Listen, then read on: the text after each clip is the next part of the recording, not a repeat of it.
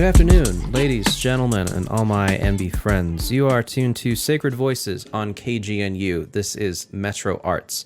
My name is Astin. I am the co-executive director for Sacred Voices, and today I am going to be joined by the Brown Beret chapter of Denver, the Indigenas Brown Berets of Denver.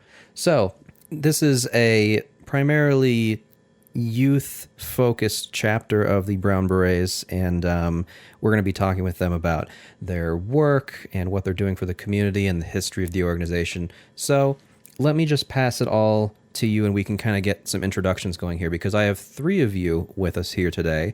So, Helen, why don't we start with you? You're the elder, so why don't you introduce us to yourself and tell us about how you got started with the Brown Berets? Okay, my name is Helen Jerome.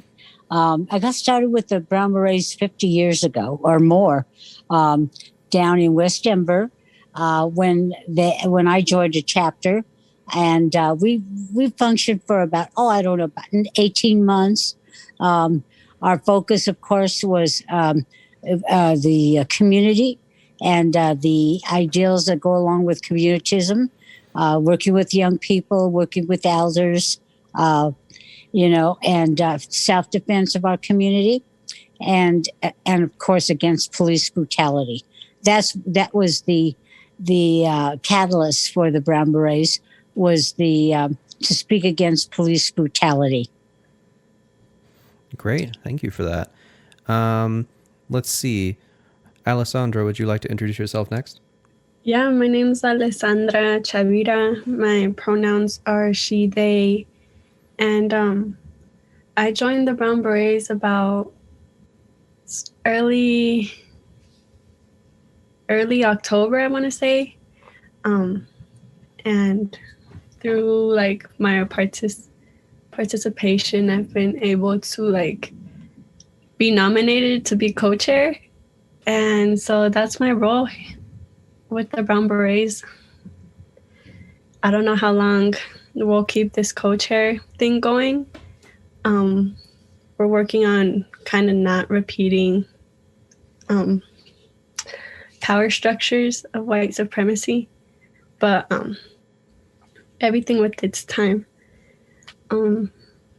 Yeah. Do you want to introduce yourself, Damar? Hi, everyone. My name is Damar Garcia. I go by D. My pronouns are she, they.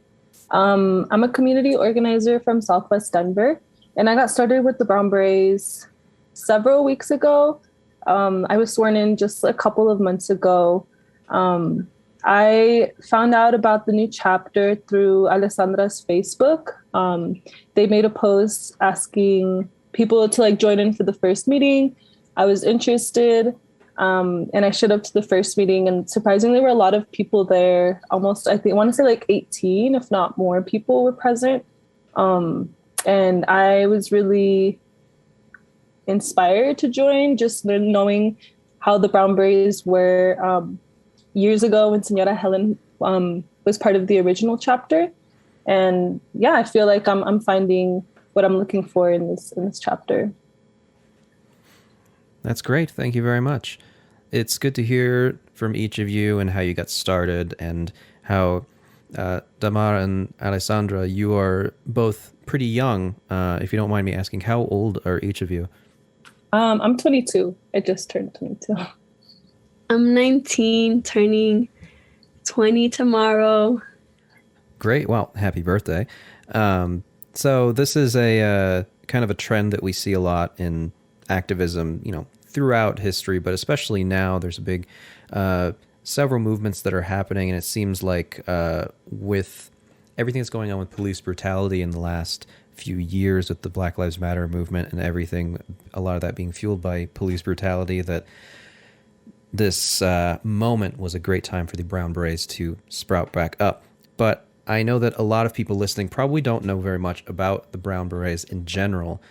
So would one of you like to give kind of a basic overview of how they were formed and what they stood for in the beginning, and how that transitioned to now? I'd like to give a little bit of a history of the Brown Berets. I started in California about over 50 years ago, answering the or addressing the question of police brutality, but also taking on some of the principles of the Black Panthers, and most importantly, defense of the community, where they were really not afraid. There's no restraints on them to speak truth to power. And so that is what really made the Brown Berets. They lasted for, I would say, a good maybe 5 years or so before they were infiltrated or, inter conflict and some of the other things that actually destroyed the Brown Berets. They came back into being probably in the mid 90s and slowly started building. And now I was surprised when I was approached in the West Side by a Brown Beret to help organize a June 19th event. I mean, there hadn't been a Brown Beret in the West Side for over 50 years. So, it was just really surprising. But yes, they are, like the Black Panthers, a kind of a feared group, not because of the self-defense or any of that kind of stuff, because they really are not afraid to speak truth to power. And I think that has always been sort of the brand of the Brown Berets. Thank you very much for that. So there was a wide gap in between the first era of the Brown Berets, and then it seemed like there was a bit of a lull until the 90s when they came back. What spawned that revival back then, do you think? The revival was really about the question that police brutality never went away, and that there had to be defense for the community, and there had to be people who had the courage to speak to power and say, we have to do something about this, and organize in different ways than, say, the 60s. Get into the political arena, get these politicians to be accountable. There were a lot of different things that spawned them to come back in the it was about 1996. So, but with a different approaches to things. I think also like in 92, I think were the LA riots. So I see the LA riots being like a movement where people wanted to organize, so they were looking for organizations to join, Yeah, that makes sense. I was going to make that connection. There definitely was a moment in the 90s where police brutality became one of the number one news stories, and it seems like history has repeated itself again in 2020, where police brutality and just policing in general seems to be a big topic of conversation. So even though it was revived in the 90s, I'm guessing that there has been another recent revitalization as well in the past few years. Has that been the case? I've seen it just from like social media. I have a lot of like organizers across the country that I follow, and I've been seeing like a like uprising of like new Black Panther chapters, new Brown Beret chapters. And I think it's coming from a place of like people no longer believing in the systems to change, And I also think that it's a matter of growth. From 1996 to today, you see Brown Beret chapters all over the Southwest, in Chicago, Wisconsin, Oregon. I think it was just a matter of growth. And so, yes, it's very similar to the growth that we've seen in the late 60s. Yeah, that makes sense. So one of the things that you mentioned is trying to differentiate this revitalized movement of the Brown Berets from the original one, and you mentioned it being more politically minded. So what are some of the policies that the Brown Berets are fighting for in terms of policing? Is it more like a defund the police, reform the police, or abolish the police sort of thing? I like for Alessandra and Damar to answer this too. I think it's a matter of defunding the police. Recently we had one of our curandera sisters shot right down on Broadway Street. And when you're following the story, you're seeing that Chief Pazan, even though I have a lot of respect for him, they knew about this man 2 years before this actually took place. Why the red flag laws didn't work or some of the other things didn't work, they knew about it. So, but their emphasis is not to prevent crime, but to deal with crime once it happens. And so we have to take some of the funding from the police and put it in prevention. And so defunding the police, I think, is a good tactic, except that, it scares certain people in society. Defund the police. Who's going to protect us from these, brown and black masses? They get those kind of ideologies. And no, we really do have to take a serious look at the way our society is policed. I'm a big fan of abolition. I truly do not believe the people who were institutionally made to oppress others are gonna protect us in any way, shape, or form. And like Senora Helen said, they don't prevent crime at all. They're there after, if that, sometimes they don't show up.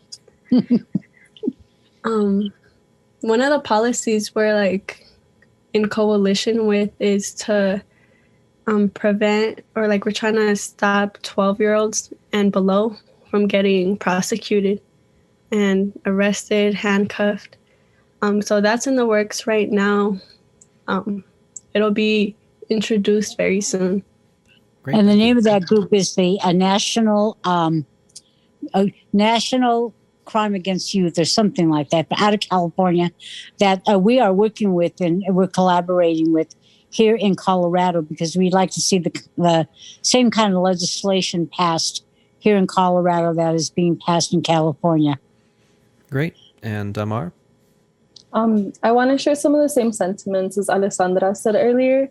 I think that defunding the police is a really critical first step towards moving into abolition, because it feels unrealistic to be able to reform systems to be different than the way that they were intended to be. Because police officers are present in our community to police Black and brown kids. And I feel like there's a lot of rage in Denver right now around the fact that I believe it was last year the DPS cut their contract with the Denver Police Department. But then this year they increased SROs in schools. And so there's still a police presence. There are still people who can ticket students. And there has been a lot of movement with local nonprofits towards affirming that resolution happened, even though police are still present. And so I think that we are really trying to push this agenda is not the right word, but this accountability to officials and to institutions that are that have agreed to push police out of schools and out of our institutions. Earlier, somebody mentioned that police are supposed to be protectors, are supposed to be peacemakers in our communities, but it doesn't make sense that we're bringing in people from outside of our community to come in and keep us safe. And so the Brown Berets back in the 60s and 70s, we were present to protect our own because we knew what our community needed, and who better than to protect the community than ourselves.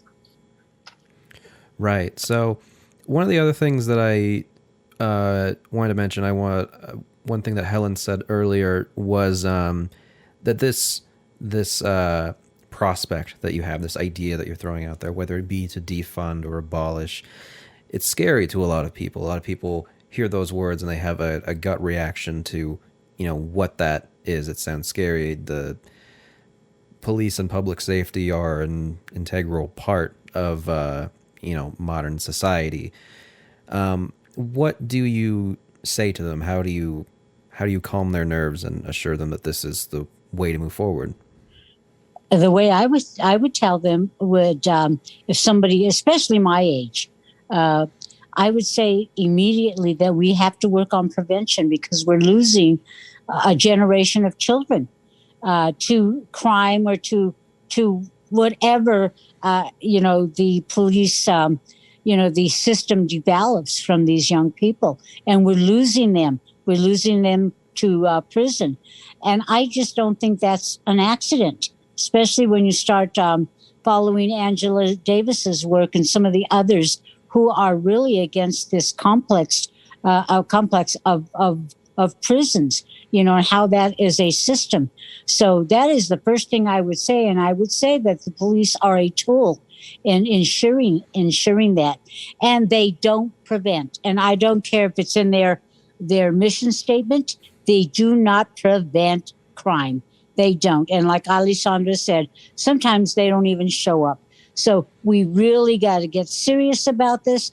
We do have the city council people now who are speaking about defunding and things like this. But, we have to do more education and really understand. We got to educate our young people. We got to educate the older people. We got to educate everyone about what the police department's role really is. I think it also comes from like the lack of community that we have. I think about, like, first of all, most people who are policed are people in poverty, So, like, are we criminalizing criminals or are we criminalizing poor people?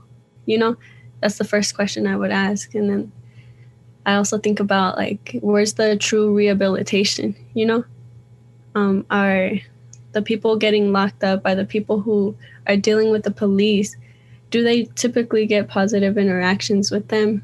Or is it condescending? Does it perpetuate colonialism, And, like, a lot of the times for our people, it's never positive, So I think addressing abolition and abolishing the police, it has to come from, like, the perspective of healing the community from negative interactions with them, healing them from colonialism, and healing each other. Like, we need to build trust with one another again, We can't just call the police whenever you see someone who you're scared of, or you see, like, I know what you mean. Damar, how would you answer the question? Yeah. When we speak about defunding the police, we're talking about investing that money into our communities, into our children. It's about taking the money that we are wasting on policing people and providing them opportunities to get out of poverty, to advance. It's about providing healthcare. It's about giving more money towards education and food security. And same thing with abolition. It's really about just imagining a different future.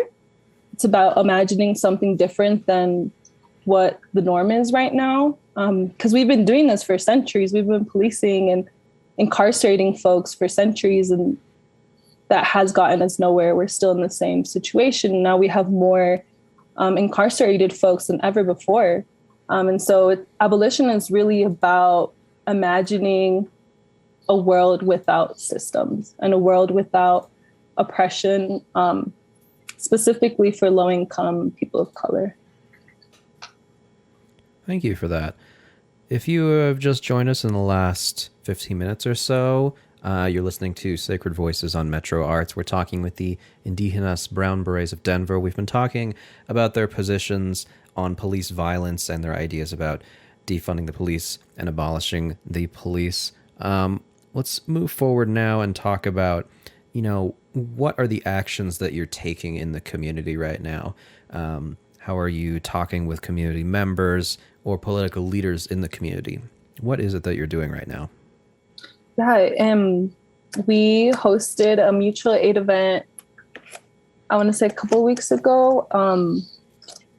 We are working in partnership with Colorado Village Collaborative. at their safe outdoor spaces, specifically the space on Aladi and 8th Avenue, I want to say. And they're an encampment for Indigenous folks who are facing housing insecurity right now. And so we go and we've been providing meals. We go on a Sunday, and last time that we went, we made a bunch of tamales, and we brought personal hygiene products like hand warmers and pads and water, toothpaste. And we are really just having conversation with folks and asking people what they need. We were very fortunate to get a donation from Councilman Torres to provide the 16 remaining space heaters that the community was looking for.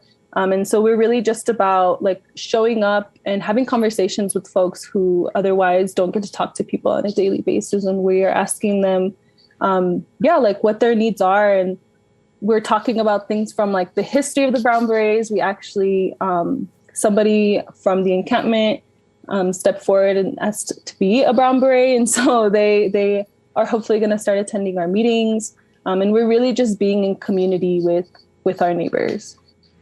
And I'd like to mention the fact that we are going to be speaking to Councilwoman Torres about getting together a citywide meeting of council people to talk about what is the city doing about police brutality or some of the other issues around the police. And I think that's a very serious question, especially when there's incidents that are happening almost on a daily basis, but happening that the police need to address, the city council needs to address.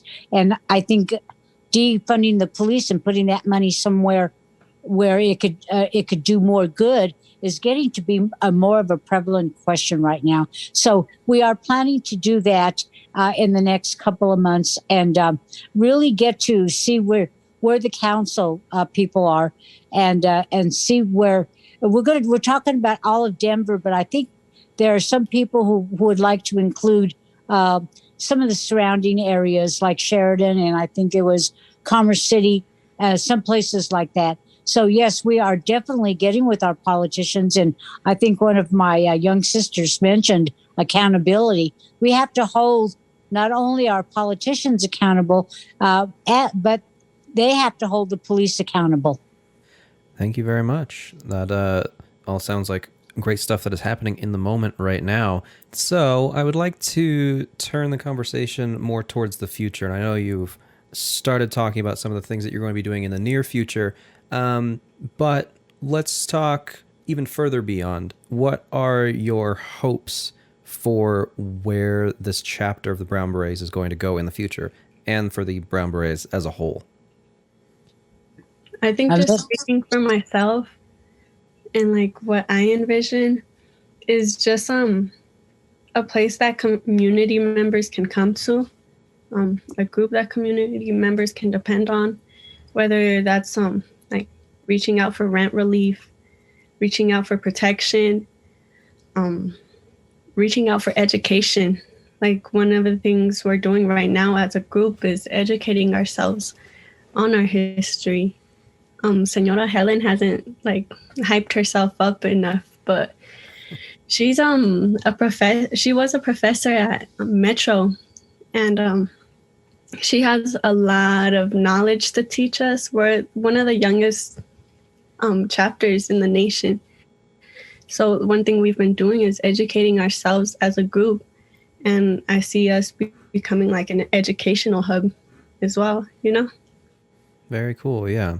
Anybody else have any thoughts on the future of the chapter? I would like for Delmar to talk about where she feels that the Brown Berets is a space to really voice who they, voice oppression, voice the fact that we are oppressed, and I think the Brown Berets have always been able to give that to young people. So I'd like to hear her response. Yeah, I've mentioned this several times at our meetings when we've been talking about like what our intentions with being in this chapter and being in community with one another. And for me, a lot of that drive came from being told that I'm too loud, that I'm too passionate in other spaces, and not seeing a lot of people our age being in like community organizing spaces. And so I was really looking for camaraderie and for people who share the same values and the same passion for liberation as I do. We've shared our political views, like everybody agrees, like we can have dialogue and conversation about it without having to shut down one another. And that's really like my motivation to like continue to be in this space and be in community with one another. We have very similar values in that. And like for me personally, I would love to see, because we are all from different parts of Denver, we are literally scattered all around the metro area. It would be really awesome to do some work fighting displacement and gentrification in Denver. For me personally, like I'm from Sheridan, which is Southwest Denver, and we were very fortunate to not have been gentrified until very recently. That displacement didn't start happening until about this year and last year. And I have really struggled to figure out how to fight this displacement and this gentrification. And this feels like a space where I can speak very openly about my experience, about potential solutions, and work through ideas with one another. So I feel really fortunate that my passion is invited and welcomed. That's very nice to hear. I'm very happy to have had your organization on today. It sounds like you guys are doing great work and you're fostering a great environment. I wanted to give you all a minute or two to plug yourselves. How can people get in contact with your organization, or each of you individually if you want to give that information out? How can people find you? Alessandra? Yeah, we have a Facebook page called Indigenas Brown Berets Denver. We also have an Instagram. Let me pull up. It's a very long name. I apologize in advance. Indigena, singular, Indigena Brown Berets Denver. And also we have an email, which is the same as our Instagram, at gmail.com. Great. Thank you very much. Thank you to each of you for coming on today. It's been a pleasure talking to you. Can I make one more comment? Of course, yes. The reason why we picked the name Indigena, is because all brown people in this hemisphere are indigenous. And I think we have to rise above that colonial mindset that we are separated by borders, by state lines, by, different, whatever divides us. The name Indigenas is to unite us. So I wanted to make that plug in. Thank you for that. If you have joined us in the last 10 minutes or so, you've been listening to Sacred Voices on KGNU. I have been interviewing the Indigenas Brown Berets of Denver. If you want to learn more about Sacred Voices, you can visit us online at sacred-voices.org, or you can tune into our Facebook page. That's Sacred Voices Denver. We will be hosting an open mic tonight, and that will be at 6:30 p.m. Once again, my name is Astin. You've been listening to Sacred Voices on KGNU. We'll see you all next time.